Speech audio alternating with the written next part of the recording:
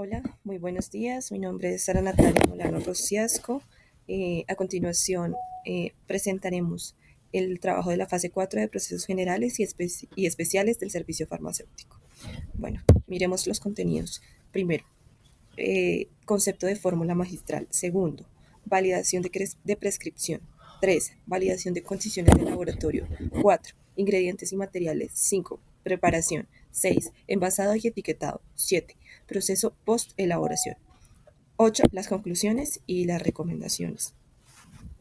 Bueno, antes de preparar una fórmula magistral, vamos a revisar el concepto. Entonces, según el artículo 3 del decreto 2202 del 2005, dice que una fórmula magistral es el preparado o producto farmacéutico para atender una prescripción médica de un paciente individual.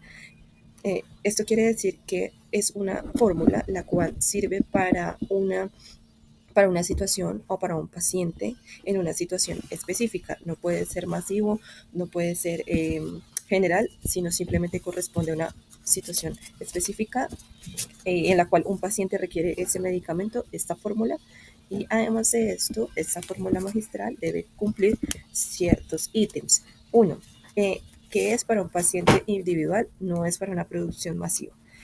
También debe tener una prescripción médica en la cual se indiquen los componentes y cada una de las sustancias.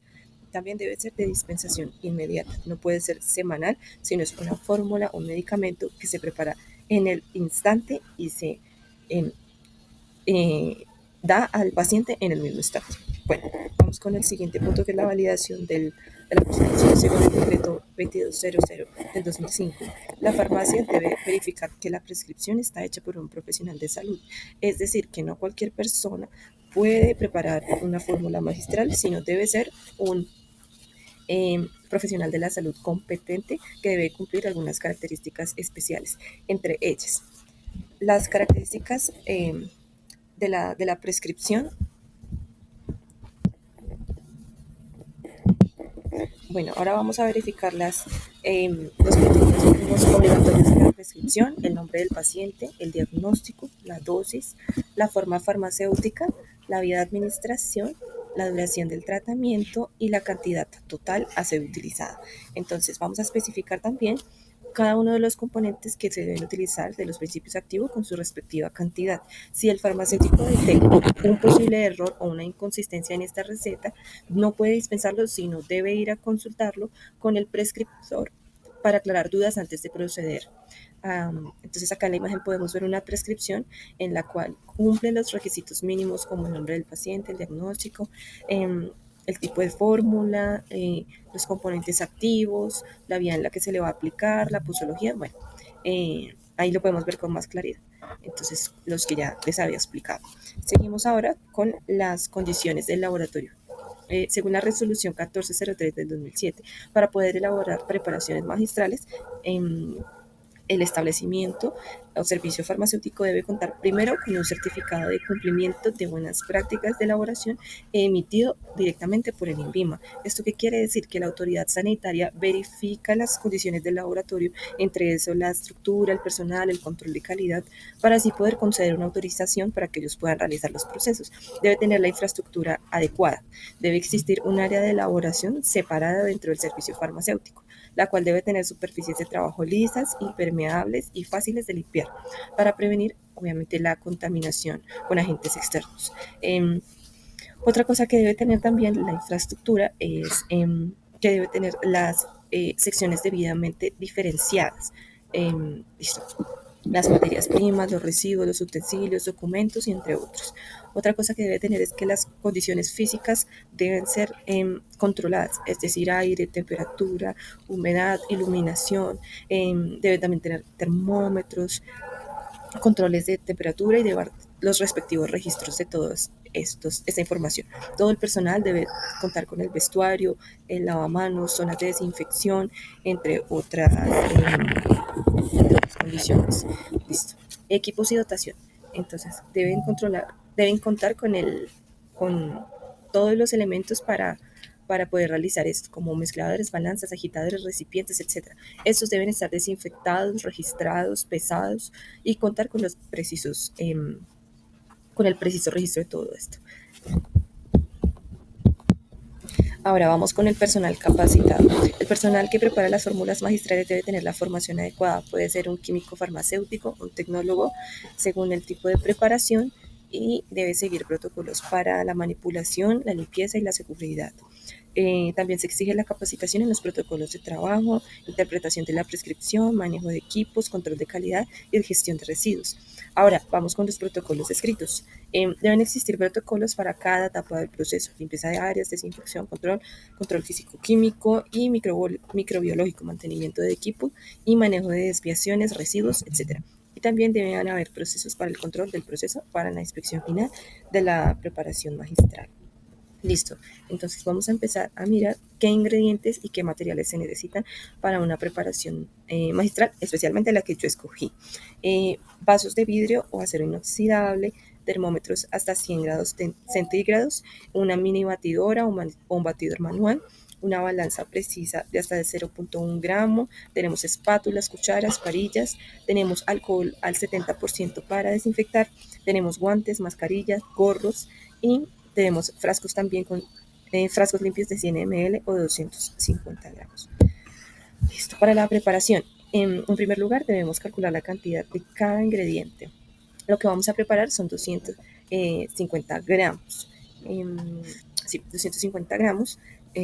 Para esto debemos calcular la cantidad de cada ingrediente de acuerdo al porcentaje que indica la prescripción. Entonces, para esto, ¿qué es lo que vamos a hacer? Vamos a tomar el porcentaje del ingrediente, lo vamos a dividir por 100 y después lo vamos a multiplicar por 250 gramos, que es el número total del producto que vamos a preparar. Entonces, vamos a mirar, por ejemplo, con el agua purificada. Dice que el agua en la fórmula debe tener el 61%. Entonces, ¿cómo averiguamos a cuántos gramos equivale el 61%? Cogemos 61, lo dividimos por 100, sobre 100, y ese resultado lo multiplicamos por 250. Eso nos da que 152.5 gramos. Entonces, quiere decir que el 61% del agua purificada es equivalente a 152.5 gramos. Así lo vamos a hacer con cada uno de los ingredientes: glicerina, aceite de jojoba, manteca de karité, alcohol cetílico, petrolatum, emulsionante, avena coloidal, ceramías. Continuamos. Ya después de haber pesado cada uno de los ingredientes, vamos con la preparación. Entonces, lo primero que vamos a hacer es la limpieza, la desinfección de los materiales y superficies con el alcohol de 70% que ya tenemos previamente. Después vamos a la fase oleosa, a calentar entre 70 y 75 grados centígrados el aceite de jojoba, el alcohol cetílico, el karité, el petrolatum y el emulsionante. Después vamos con la fase acuosa, que es calentar el agua y la glicerina de 70 a 75 grados centígrados. Listo. Después vamos con la emulsión, que es verter la fase acuosa sobre la oleosa, mezclando constantemente hasta formar la emulsión. Y después vamos para el enfriado. A menos 40 grados centígrados vamos a añadir avena, la avena coloidal, la ceramida, los conservantes, y vamos a ajustar el pH con el ácido láctico. Listo. Ahora vamos por la parte de envasado y etiquetado. Entonces lo vamos a envasar a 30 o 35 grados centígrados en frascos totalmente limpios. Vamos para la etiqueta. La segunda normatividad debe contener la siguiente información. Aquí presentamos un modelo de cómo debe ir la etiqueta de nuestra preparación. Tengamos en cuenta que ahí debe decir el nombre del paciente, la prescripción, el registro profesional, la fecha de prescripción y, bueno, todos los ingredientes que utilizamos para la misma. Ahora, después de haber tener elaborada la fórmula, existe un proceso post-elaboración. Primero, el control de calidad. Debe realizarse el control físico-químico o microbiológico de la preparación. La resolución exige control físico-químico y microbiano como parte del protocolo. Este debe aplicarse cuando es necesario hacerse. También se deben registrar las especificaciones que debe cumplir el producto final. Por ejemplo, el pH, la apariencia, la estabilidad y todos los resultados que nos dieron estos controles. En caso de desviaciones o resultados fuera de especificaciones, debe existir un plan de acción documentado para corregir y analizar las causas del por qué ocurrió lo que ocurrió. Esto de todos... o sea, si nosotros vemos que la preparación salió mal, debe exigir un plan B, el cual nos corrija, averiguar por qué salió mal esta preparación y debe quedar documentada. Debe haber un proceso de gestión de calidad, tiene que haber un sistema un registro de cada lote, preparación magistral de los controles, de las calibraciones y de las no conformidades. Entonces, lo que hablábamos ahorita, todo que debe quedar documentado. También debe existir un plan para analizar los PQRs, para asimismo analizarlos y realizar las acciones correctivas. También se debe documentar el proceso de desinfección, limpieza, manejo de residuos e ingreso de personal, entre otros. Bueno, vamos a pasar a las conclusiones, la cual nos dejó esta simulación, este simulacro de esta preparación. Nos permitió, eh, comprender todas las etapas de una preparación magistral, la cual nos enseñó cuáles son los puntos de partida para la seguridad y la trazabilidad. El ejercicio de cálculo basado en porcentajes demostró que el ajuste matemático es preciso para obtener las cantidades correctas de cada uno de los ingredientes y asegurar la calidad del preparado final. De nada sirve tener todos los ingredientes, todo limpio, cumplir con los protocolos, si nosotros no ajustamos bien las cantidades de los ingredientes para la producción del medicamento o de la fórmula magistral, ya que nos va a quedar mal y pues no va a tener el resultado médicamente hablando.